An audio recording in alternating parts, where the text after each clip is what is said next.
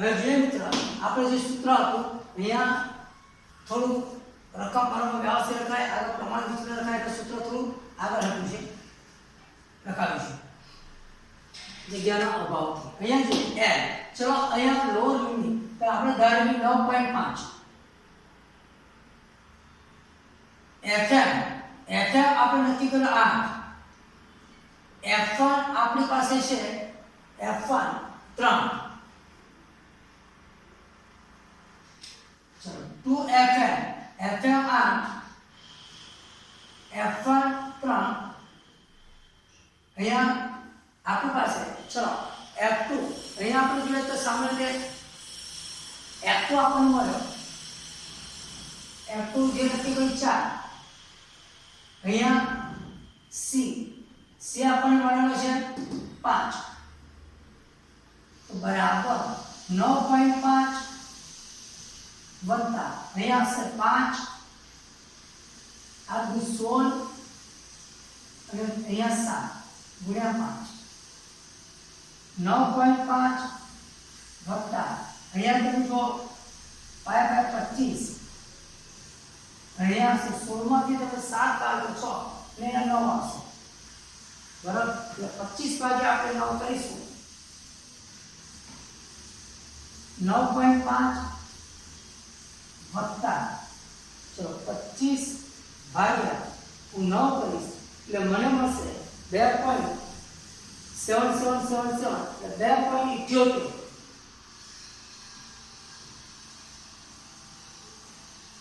2.78.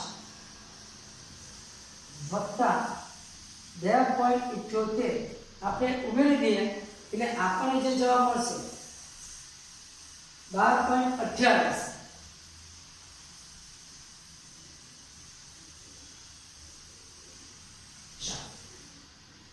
અહીંયા આપણે ગણતરી કરીશું. પ્રમાણિત વિચલન શોધવા માટે આ સૂત્રને આપણે આગળ ખસેડવું. એના પછી હવે પ્રમાણિત વિચલન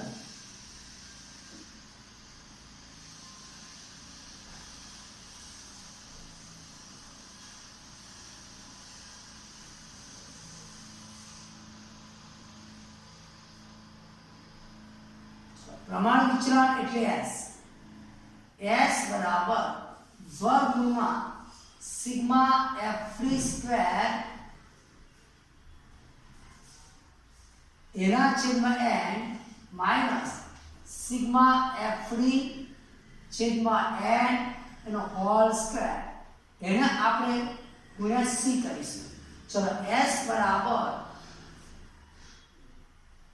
f3 સ્ક્વેર, ચલો f3 સ્ક્વેર આપણી પાસે છે 26, f3 સ્ક્વેર આપણી પાસે 26 છે, 26 ભાગ્યા n મારી પાસે 18 છે, 26 ભાગ્યા 18 માઈનસ ચલો હવે f3 આપણી પાસે આવે છે -10, f3 આપણી પાસે કેટલો છે -10, યાદ રાખજો -10 એના ભાગ્યા 18 હોલ સ્ક્વેર c મને મળે 5. ચલો S બરાબર 26 ભાગ્યા 18 એટલે મને મળશે 1.44. કેટલા મળશે 1.44.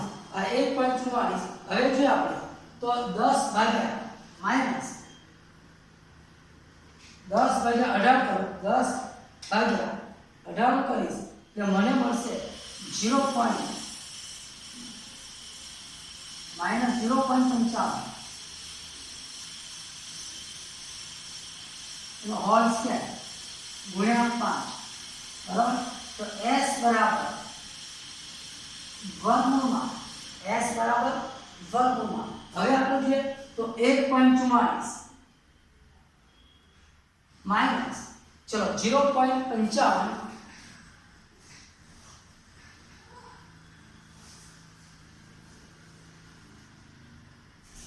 ગુણ્યા 0.55 એટલે મને મળશે 0.3025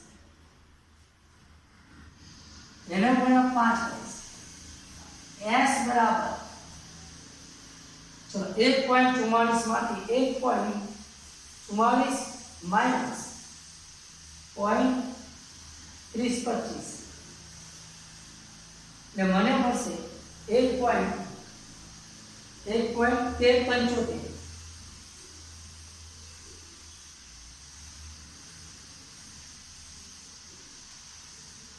એના આપણે ગુણ્યા 5 કરવાના છે. ચલો s બરાબર હવે 1. વર્ગમૂળની અંદર 1.1375 એનું વર્ગમૂળ કાઢીશું એટલે આપણને મળશે 1.665 બરાબર. અને પાછળ 36 45 આપણે એટલે 1.0665 એને ગુણ્યા આપણે 5 કરીએ તો s બરાબર ચલો 1.0665 એને ગુણ્યા આપણે 5 કરી નાખીએ એટલે આપણને જવાબ 5.3325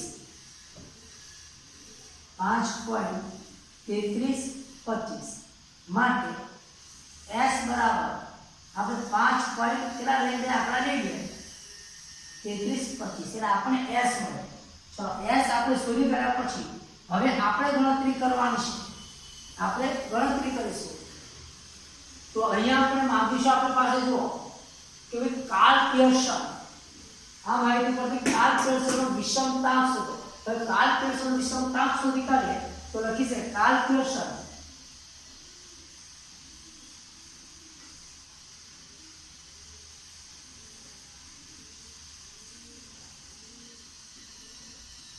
કાર્લ પિયર્સનનો વિષમતાંક એટલે અહીંયા j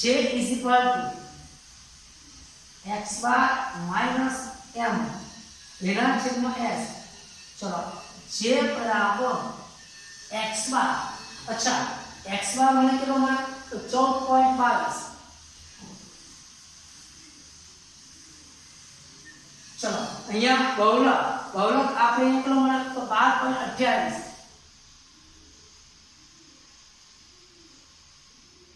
અને અહીંયા s આપણને 5 પોઈન્ટ કેટલો મળે 33 તો 5.33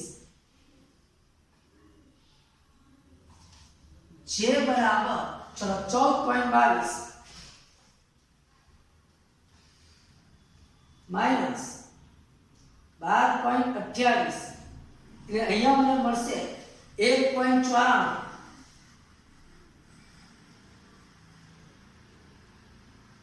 ભાગ્યા 5.33 j is equal to 1.94 ભાગ્યા 5.33 એટલે મને જવાબ મળશે તો 0.3639 એટલે 0.36.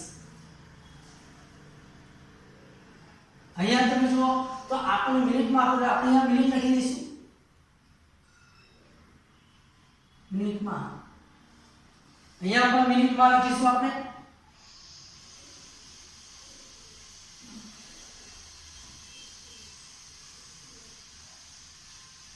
અચ્છા હવે એનું અર્ધઘટનની વાત કરીએ.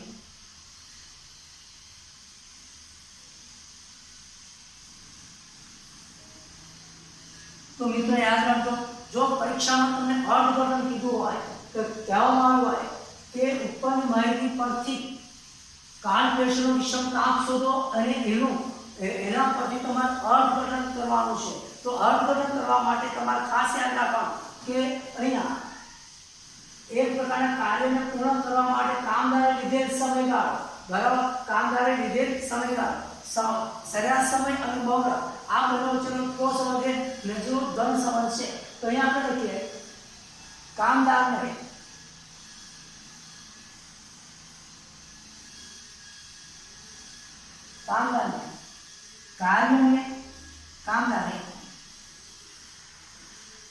કાર્યોને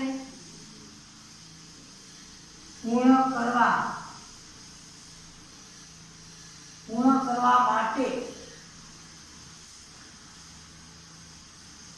કામદારે લીધેલ સરેરાશ સમય અને બહુલા વચ્ચે નજીવો, બહુલક વચ્ચે નજીવો ધન સહસંબંધ છે, સોરી નજીવો ધન સંબંધ છે, સજીવો ધન તફાવત, સજીવો ધન તફાવત જોવા મળે છે. જો અહીંયા અર્થઘટન આપી દો, પણ કામદારે કાર્યને પૂર્ણ કરવા માટે કામદાર લીધેલ સરેરાશ સમય, સરેરાશ સમય એટલે આપણો x અને આપણો અહીંયા જોઈએ બહુલક વચ્ચે નજીવો ધન તફાવત જોવા મળે છે, એટલે કોઈ તફાવત છે નહીં. ઓકે, હવે મિત્રો જે આપણે તો આ લેક્ચર આપણું 4AB પૂર્ણ કરેલ છે. ફરીના લેક્ચરમાં આપણે મળીશું.